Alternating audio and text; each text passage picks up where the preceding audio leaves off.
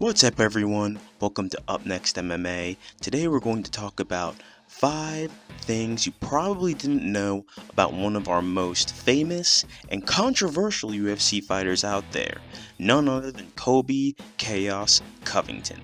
Now, before we get into it, please remember to smash the like button and comment if you enjoyed the video. This helps pass on the video to a broader audience, as well as subscribe and hit the notification bell so you're notified every time we have a new video dropping. Alright, back to Colby Covington. Number 1, Colby and his upbringing. Colby was born in Clovis, California, February 22nd, 1988. His parents are Noel and Brad Covington, and he has 2 sisters named Candace and Callie. His family moved from California to Oregon when he was 8 years old, and he comes from a working-class family and humble beginnings. His father, Brad, was also an amateur and collegiate wrestler at Oregon Institute of Technology, and I think Southern Oregon University as well. Brad taught Colby the ropes of wrestling starting at a very young age. Colby would go on to wrestle in high school and win a state championship in Oregon in the 171 division as a senior. 171-pound division as a senior, sorry. He would carry his wrestling success to college as well. At Iowa State Central Community College, Colby won a national title in the 165-pound division. His experience in junior college was nothing short of spectacular. It caught the attention of everyone around him, including his roommate, which brings us to our second crazy thing about Colby. Now, number 2, Colby Covington was actually roommates with John Bones Jones, UFC light heavyweight champion, or I guess former now because he just vacated the title. But they were roommates, and this one's a little hard to believe, but yeah, they lived together for a few months, and they were friendly towards each other. I don't think they were ever best friends, but it seems like they have a mutual respect. Also, John Jones is from New York, so I'm not sure how the Iowa Central Community College was able to recruit John Jones to going all the way across the country, but hey, good on them. They probably have the best recruiting in the country. Anyway, Colby would transfer out of community college after battling some legal issues and find himself at Oregon State University. There, he would have earned entry into the NCAA tournament in his junior and senior year. In his senior year, he finished 5th in that tournament and earned All-American honors. Number 3, Colby used to be training partners with Jorge Masvidal and Tyron Woodley. Colby was a member of the highly acclaimed Super Gym American Top Team, also known as ATT. He was approached by several coaches there and asked to come in and help some of their MMA fighters train in wrestling. Now, after Colby began rolling around at the gym, learning the ropes, he began to pursue an MMA career himself.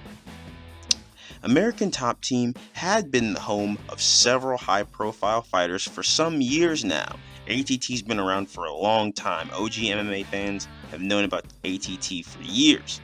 But this gym houses welterweight contender Jorge Masvidal, former welterweight champion Tyron Woodley, former MMA interim, lightweight champion? Yeah, lightweight champion Dustin Poirier, former UFC strawweight champion Joanna Joanchek, or just Joanna Champion, whatever you want to call her, and the female MMA GOAT Amanda Nunes. And there's a ton of fighters coming in and out of there. I know Kamaru Usman used to train there as well. Gilbert Burns trained there for a little while. You have a bunch of fighters who have been back and forth out of American Top Team. But Colby was a training partner with almost all of these fighters, of which made it even more awkward when Colby started going hard in the paint with his conservative and insulting persona. Now, those of you who follow Colby Covington know what I'm talking about. In 2017, he began to very much emulate a conservative juggernaut. And he did this to gain more attention towards his fights, but he was very insulting and demeaning to other people in the process. Now, we all know how this played out, and we talked about it actually a little more in another video. I'll link it below, as well as put a card up top so you guys can check it out. But Colby was ruthless and verbally attacking people, as well as his borderline racist gimmick. Now, he eventually began insulting all of his opponents and demographics of people, even some of his fellow training partners at ATT. So his teammates took serious offense to Colby's behavior. Hence, Dan Lambert, who is the owner of American Top Team, eventually ousted Colby from the gym. And this was fairly recent too. I know that he has a new camp now that he's running out of Southern Florida, and he's using it to train for his upcoming fight with Tyron Woodley. So, hey man, it's just another consequence of the marketing and the conservative gimmick that Colby has tried to lead on. But this leads us to our next interesting thing about Colby. Number 4. Colby Covington's conservative persona is played up for entertainment purposes. What I mean by that is Colby Covington actually is portraying a character in front of the media when he's going about his conservative gimmicks or rants or borderline and insulting and demeaning behavior.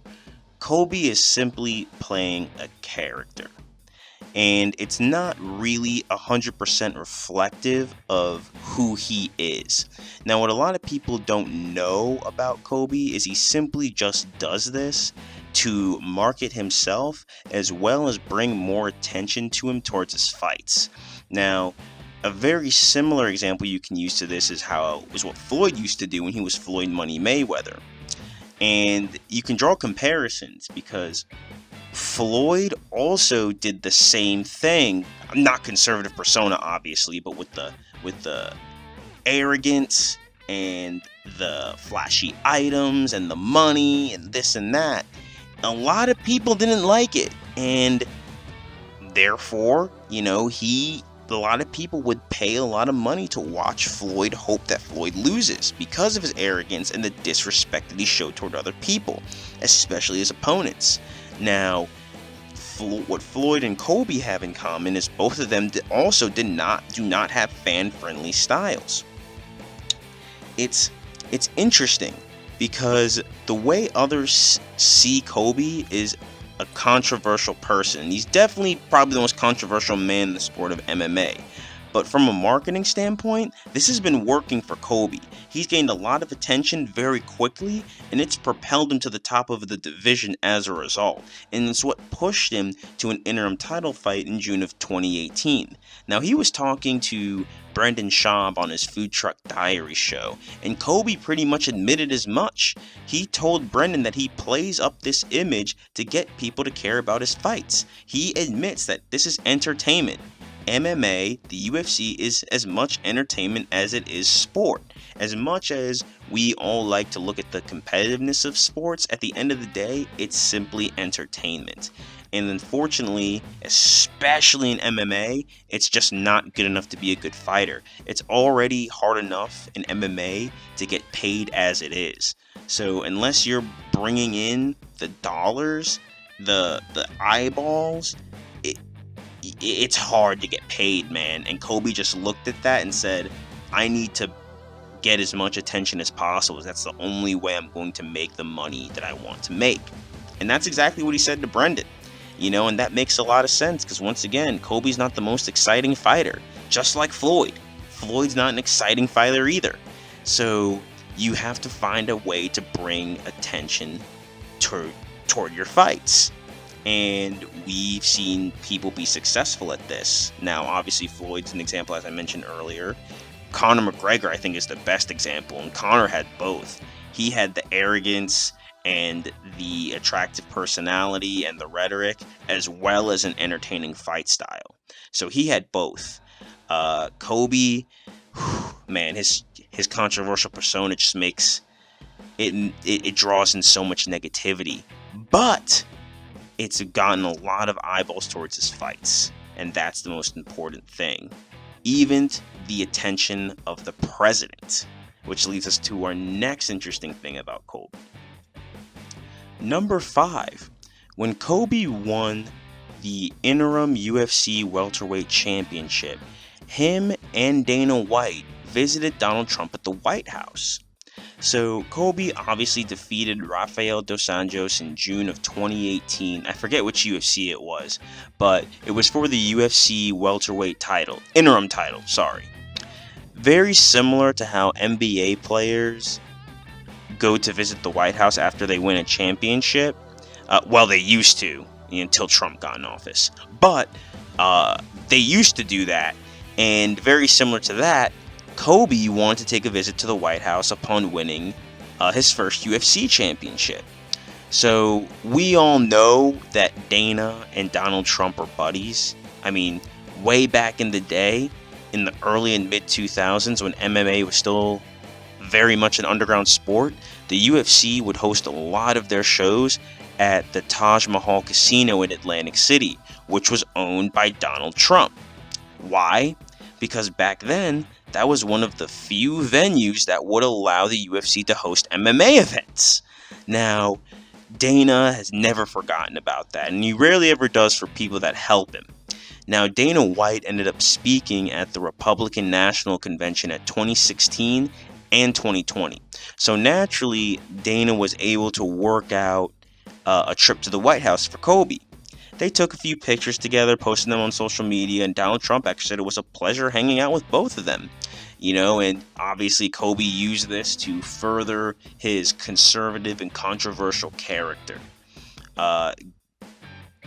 Donald Trump regularly tweets out at Colby whenever he fights, and it just gives him more attention, man. It's very interesting.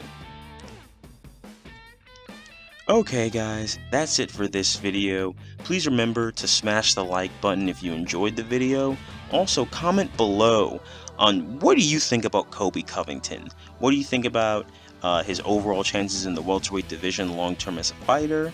And is there anything on this list that I left out? What did you think of the list as a whole? Let me know what you think in the comments. And also, remember to hit that notification bell so you know whenever we have a new video coming out. As well as please subscribe.